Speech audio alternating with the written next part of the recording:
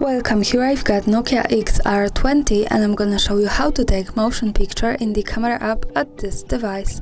So let's start by tapping on the camera button to open it, and for now we are on standard photo mode. Let's stay here and focus on the settings bar. Now we have to tap to the third from the left button. So just one tap to turn on motion photo, another tap to turn it off. As you can see, this is really fast and easy way to do it.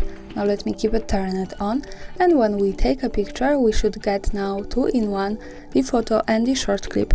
So let me show you how it works by taking a picture. Maybe let me give more space to my camera to get better focusing.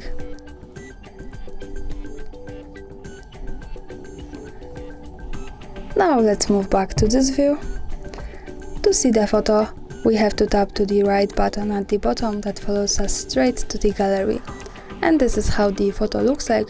As you can see, automatically we can see also the short clip.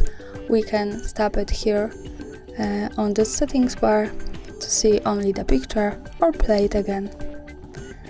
And that's all. Thanks for watching, subscribe our channel and leave the thumbs up.